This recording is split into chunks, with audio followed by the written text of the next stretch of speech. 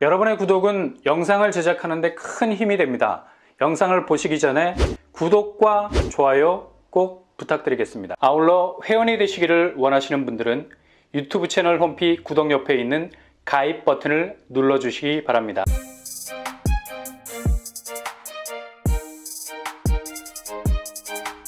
안녕하세요. 뻔뻔한 복덕바입니다. 한국은행이 오늘 날짜 13일자로 정말 살벌한 발표를 했습니다. 이 데이터를 들여다보면 그냥 눈앞이 아득해질 정도죠. 이거 정말 이러다가 골로 가는 거 아니야? 라는 생각이 번뜩 들 정도인데요. 지금 그동안 사방에서 들려왔던 내용들이 거의 틀린 것이 하나도 없다는 걸 공식적으로 중앙은행이 공지하고 있는 데이터 통해서 그대로 보여주고 있는 지표라서 차라리 그동안 떠들었던 내용들이 그냥 반감이라도 되었으면 얼마나 다행이었겠나라는 생각이 들 정도로 지금 우리나라 특히 금융시장 동향이 상당히 빡빡하게 돌아가고 있다는 걸 알 수 있습니다. 바로 오늘 13일 발표한 한국은행 8월 중 금융시장 동향에 따르면 8월 말 기준 가계대출 잔액, 정책 모기지론 포함 6조 9천억이 증가를 했다는 충격적인 발표를 했습니다. 이거 정말 정신이 아득해지는 지표라 볼 수 있죠. 지금 가계부채 증가세가 거의 슈퍼소닉, 빛의 속도로 그 증가폭이 무섭게 내달리고 있는 상황입니다. 속도를 조금이라도 늦추기 위해서 허들이라도 그 앞에 몇 개 세워놓았다면 이렇게까지 급증하는 추세를 보이지 않았을 텐데요. 잔액 기준으로 역대 최대 기록을 달성하게 된 거죠. 이런 조짐은 이미 4월부터 슬슬 몸을 풀기 시작하다가 출발선에서 땅 소리와 함께 뛰기 시작했는데 4월 2조 3천억, 그리고 5월 4조 2천억, 6월 5조 8천억, 7월 5조 9천억, 8월 6조 9천억까지. 이거 뭐 무슨 우리나라가 천조국이야? 돈을 찍어낼 수 있는 기축통화국이라는 의미에서 천조국이 아니라 매달 조 단위가 넘는 부채를 만들어내고 있으니 그냥 우습게 조 단위의 부채를 차곡차곡 쌓아가고 있는 상황이란 얘기입니다. 정말 앉아있는 자리가 가시방석이 될 정도죠. 이러다 그냥 골로 가는 거 아닌가. 살짝 바람만 불어도 그냥 그렇게 허접하게 쌓인 빚들은 한 번에 개인 파산이 시작되기만 하면 그냥 날아가 버리거든요. 이거 완전히 민들레 홀씨야. 후 하고 불면 사방으로 꽃이들이 흩어지잖아. 솔직히 새 집 샀다고 거들먹거리는 그 이면에는 이렇게 한 번에 훅 하고 불어닥칠 수 있는 개인 금융위기가 찾아오게 되면 그냥 그 집은 홀씨처럼 날아가는 거죠. 홀씨는 다시 그렇게 날아간 자리에서 싹을 틔우기라도 하지. 집이 날아가 버리면 이건 회복 불능 상태. 도저히 회생이 불가능한 지경에 이르게 됩니다. 특히 8월 가계대출 증가폭이 심상치 않고요. 2021년 만에 가장 큰 폭이었습니다. 그중 가장 치명적인 부분이 바로 주담대 대출이 중심에 있었고요. 8월 은행 주담대는 주택구입 관련 수요가 지속이 되면서 7조 원이 늘어난 것으로 보입니다. 주택 경기가 올해 상반기 시즌에 부동산 규제 완화로 인해서 상당히 장밋빛 시즌을 보내고 있다가 살짝 반등이라는 조짐이 오려다가 된소리를 맞고 있는 형편이죠. 이게 그냥 착시 효과가 되어버린 거예요. 그러니 이렇게 훈풍을 기대하고 대출을 땡기고 보자라는 기대 심리가 대출 수요의 폭증을 불러일으켰고요. 이거 죄다 신규 분양 쪽 자금으로 흘러갔을 거고 초반 금매를 잡기 위해서 투입된 자금일 텐데 하반기 금리 인상 여부는 거의 확정적이고 이자 계산기 두드려 보면 배보다 배꼽이 더 큰 이자 후폭풍 5억 정도 땡기고 4% 이자로 30년을 거치한다고 가정하면 이거 5억 빌리고 거의 3억에 가까운 3억 8천 선의 이자를 물어야 할 정도입니다. 설상가상 이게 변동금리에 물려 있으면 거의 집에 깔려서 숨을 제대로 쉴 수조차 없는 상황에까지 이르게 되죠. 지금 전세 시장도 불안정해서 전세가가 오르는 조짐을 보이는데 당연히 전세 수요가 붙질 못하겠죠. 그동안 금매로 나온 전세가 가격 수위가 있었는데 누가 목까지 차오른 전세 물고 들어가려 하겠습니까?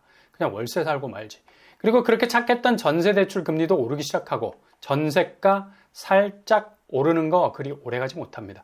금리 오르고 집주인들 보증금 올려받으려 혈안이 돼 있는데 자기들도 어렵거든.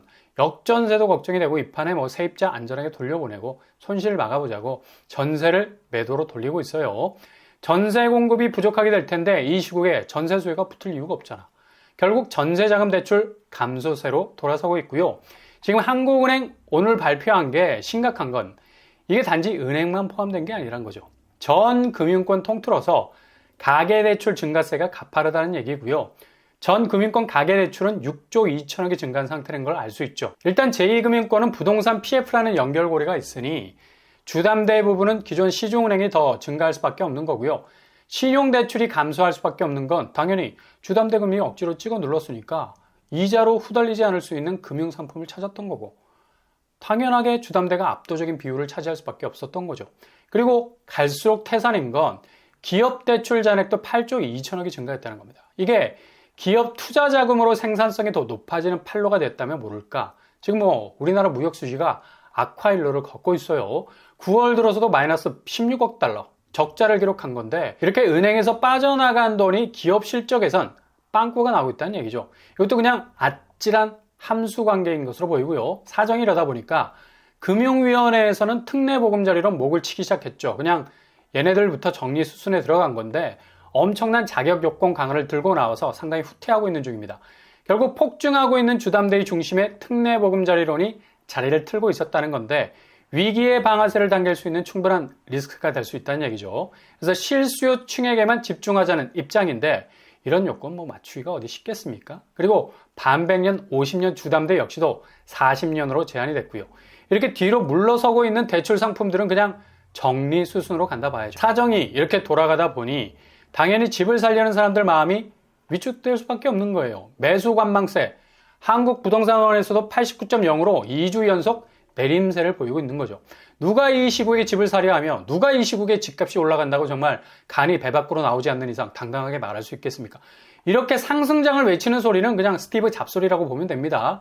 애플은 눈으로 보기에 빨갛고 예쁘지만 이게 상처가 나기 시작하면 그냥 갈변하게 되죠. 시장 기대 심리라는 게 이런 식으로 매수세에 엄청난 상처를 입게 되면 바로 거래량이 모든 걸 보여주죠. 지금 6월, 7월, 8월, 9월 거래량 보세요. 이거 지금 집이 회전할 수 있는 동력을 완전히 상실한 수치거든. 3,000건 거래를 가지고 집값이 반등을 한다고요? 2020년 거래량을 보면 지금이 얼마나 초라한 지표인지를 보여주고 있죠. 대부분 5,000건, 6,000건, 그리고 15,000건에 육박한 적도 있고요. 이게 정상적인 집의 회전율이죠. 근데 딸랑 3,000건 선에서 헤어나지를 못하는 서울 권역 전체의 거래량은 하반기 집값이 얼마나 골로 갈 수 있는가를 그대로 보여주는 지표라 볼 수 있겠습니다. 당장 실거래 지표도 이걸 고스란히 담고 있잖아요. 도곡 렉슬 고점 41억 대비 40평대 35억의 시세를 찍고 있습니다. 많이 꺾인 시세 보이고 있고요. 참 올라서기 힘든 상황이죠. 파크리오 고점 25억 대비 30평대 19억의 시세까지 내려와 있는 걸 볼 수 있네요. 여기도 지금 많이 꺾여 있는 걸 볼 수 있습니다. 헬리오시티 계속되는 20억 거래로 상당히 고무가 되어 있어 보이는데, 고점 23억 대비 30평대 20억 6천까지 거래가 나왔습니다. 근데 이게 조금 아리까리한 게, 헬리오시티 매물로 나온 가격은 18억 선, 물론 저층이 섞여 있습니다만 매물로 나온 물건이 너무 많아 1065건이나 되죠. 지금 신나게 오르고 있는 무지개 궤도 열차가 상승 모드인데 그냥 거기서 내리겠다고? 더군다나 흑비 내리고 있는 이 와중에 이거 더 이상 가격 추세가 오름세를 유지하기 힘들다는 판단이 집주인들 스스로 그냥 결정의 깃발을 꽂은 것으로 보이죠. 팔고 나가겠다는 수요가 많다는 얘기입니다. 그리고 신대방 우성 1차 아파트 고점 15억 대비 9억 5천까지 떨어지는 거래가 나왔습니다. 이 정도면 거의 폭락 거래죠. 엄청나게 떨어졌네요. 그리고 홍제 센트럴 아이파크 고점 14억 대비 30평대 10억 9천 선의 거래가 됐습니다. 여기는 지난 7월 이후로 거래가 올라오고 있질 않고 있고요. 거의 10억 박스권 안에 갇혀 있네요. 동작구 상도 레미안 3차 역시 30평대 고점 15억 대비 11억 선상까지 내려앉았습니다.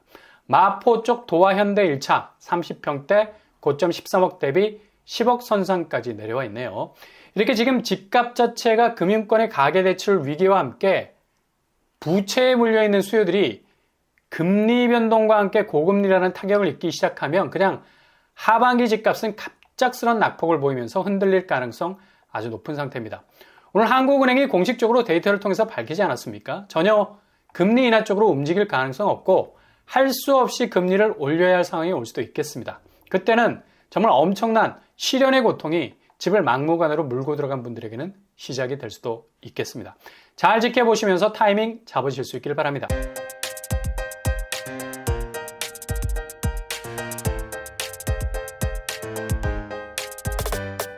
오늘의 부동산 캐리커처 한국은행의 살벌한 소식 오늘 날짜로 나왔습니다. 얼마나 지금 우리가 심각한 위기 상황 가운데 이걸 직면하고 있는지를 보여주는 냉정한 데이터죠. 자칫 큰 위기에 물릴 수 있는 리스크, 최소한 줄일 수 있는 선택이 필요한 시기가 되겠습니다. 오늘도 응원합니다. 여러분의 길이 꽃길만 되실 수 있길 바랍니다. 이상으로 뻔뻔한 복도발 마치겠습니다. 구독과 좋아요 부탁드립니다. 감사합니다.